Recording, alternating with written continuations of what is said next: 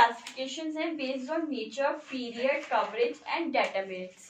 तो classification based on nature, जो nature पे बेस्ड होते हैं कि इक्विलिब्रियम का नेचर क्या है, क्या हो सकता है, वो स्टेबल हो सकता है, अनस्टेबल हो सकता है और न्यूट्रल हो सकता है।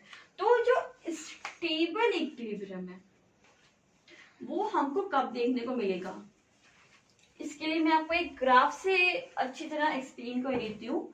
ये मेरी यहाँ पे प्राइस इंक्रीज हो रही है, यहाँ पे मेरी क्वांटिटी, तो ये डिमांड और ये आई सप्लाई और ये है मेरा इक्विलिब्रियम, ठीक है। अच्छा, ये तो आपको पता होगा ना कि जो डिमांड का है वो डाउनवर्ड स्लोपिंग होता है हमेशा। अगर आपको नहीं पता है तो आप मुझसे क्वेश्चन नीचे कमेंट सेक्शन में पूछ सकते हैं, मैं नेक्स्ट वीडियो इसी बारे में बता दूंगी, क्योंकि ये इस पे लॉ लगता है, law of diminishing marginal utility.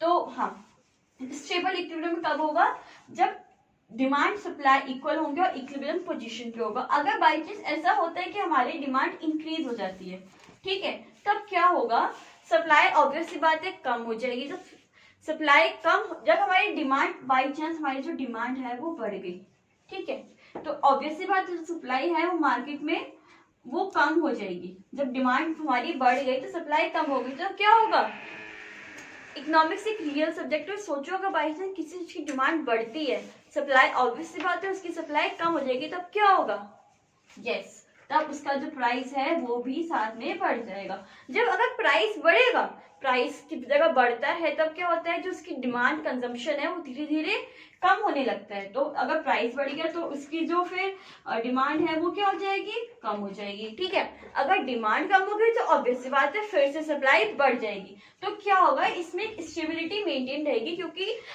जो थोड़े बहुत मूवमेंट्स होंगे, अगर बाई चांस इसमें अगर सप्लाई बढ़ती है तो डिमांड कम हो जाएगी, क्योंकि देखो ये जो कट कर रहा है इक्विलिब्रियम इसका नीचे आएगा, क्योंकि यहाँ पे प्राइस कम हो गया।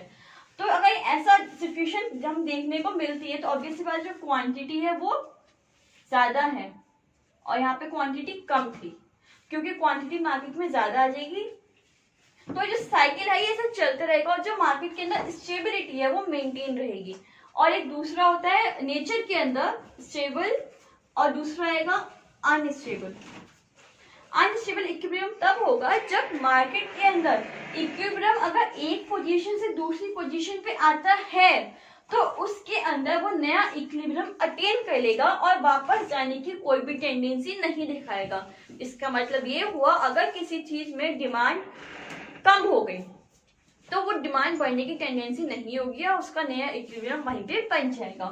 और तीसरा होता है, एक होता है न्यूट्रल। तो मैं नेचर के अंदर बता रही हूँ स्टेबल, अनस्टेबल और न्यूट्रल। तो न्यूट्रल इक्विलिब्रियम हमको तब मिलेगा जब इसके अंदर न्यूट्रल, जब कोई भी चेंज नहीं होगा, मतलब उसके अंदर बैकवर्ड स्लोपिंग नया इक्विलिब्रियम नहीं मिलेगा। इसका जो ग्राफ होगा कुछ इस टाइप से बनता है, जैसे कि मेरा यहाँ पे इक्विलिब्रियम है, ओके, तो अगर मेरा बाई चांस डिमांड बढ़ गई, प्राइस यानी कि डिमांड बढ़ गई तो प्राइस क्या होगा, प्राइस भी बढ़ जाएगा। प्राइस अगर मेरा यहाँ पे इंक्रीज हो गया तो मेरा नया इक्विलिब्रियम बन जाएगा और मुझे कोई भी टेंडेंसी नहीं मिलेगी कि वापस जाएगा या नहीं जाएगा, क्योंकि इसके अंदर न्यूट्रल है तो उसके अंदर कोई टेंडेंसी नहीं होगी, वापस जाएगा। अगला है पीरियड। पीरियड यानी कि पीरियड क्या होते हैं, पीरियड दो टाइप में क्लासिफाई होते हैं इसमें, एक होता है लॉन्ग टर्म और एक होता है शॉर्ट टर्म। अच्छा, लॉन्ग टर्म पीरियड किसी अच्छा एक रियल लाइफ एग्जांपल सोचो, एक मार्केट है, ठीक है, उस मार्केट के अंदर हमारे पास एक साल है, उसमें डेवलपमेंट कोई नहीं है, तो एक साल के अंदर क्या क्या चेंज कर सकते हो, जो फैक्टर्स ऑफ प्रोडक्शन है उनको लेके सोचो। फैक्टर्स ऑफ प्रोडक्शन क्या क्या होते हैं, लैंड, लेबर, कैपिटल और एंटरप्रेन्योर, ओके। तो मैं एक साल के अंदर क्या कर सकती हूँ, उसकी जो लैंड है वो मैं नई लैंड ले सकती हूँ, लेबर को चेंज कर सकती हूँ, कैपिटल मेरे पास आ सकती है और एंटरप्रेन्योर्स भी आ सकते हैं। ये कब होगा, ये होगा लॉन्ग टर्म में। कब होगा, लॉन्ग टर्म। पीरियड दो टाइप के होते हैं बताया मैंने, लॉन्ग टर्म और शॉर्ट टर्म। तो लॉन्ग टर्म के अंदर मैं इतनी कैपेबिलिटी है कि मैं एक साल के अंदर सब कुछ चेंज कर सकती हूँ, लेकिन शॉर्ट टर्म के अंदर मेरे पास इतना टाइम नहीं होगा, 2 महीना 3 महीना, 2 महीने के अंदर मैं क्या चेंज कर सकती हूँ, लेबर चेंज कर सकती हूँ, और कुछ चेंज कर सकती हूँ नहीं। तो जैसे कि मैंने बोला, मैं पीरियड दो टाइप के होते हैं, लॉन्ग और शॉर्ट। तो लॉन्ग के अंदर मेरे पास ज्यादा कैपेबिलिटी है कि मैं चेंज कर सकती हूँ और शॉर्ट के अंदर मेरी कम कैपेबिलिटी है कि मैं चेंज कर सकती हूँ। ये जो लैंड है इसके अंदर लैंड, ये कौन सी है, फिक्स फैक्टर ऑफ प्रोडक्शन है। और जो लेबर है वो कौन है, वेरिएबल फैक्टर ऑफ प्रोडक्शन है, ठीक है। तो जो शॉर्ट टर्म है इसके अंदर मैं सिर्फ variable factor of production change कर सकती हूँ, जैसे कि लैंड, और जो बड़ी मशीनरीज वगैरह हैं वो किस में होंगी, लॉन्ग टर्म के अंदर चेंज होंगी। जो इक्विलिब्रियम कम टाइम में अटेन होगा वो किस में होगा, शॉर्ट टर्म में। जो मैंने बताया फैक्टर्स इसमें जो चेंज होंगे वो वेरिएबल होंगे, एग्जाम्पल लेबर। और जो लॉन्ग टर्म के अंदर सारे फैक्टर्स वेरिएबल होंगे, बताया लैंड, लेबर, कैपिटल और एंटरप्रेन्योर। ओके, अगला आएगा कवरेज।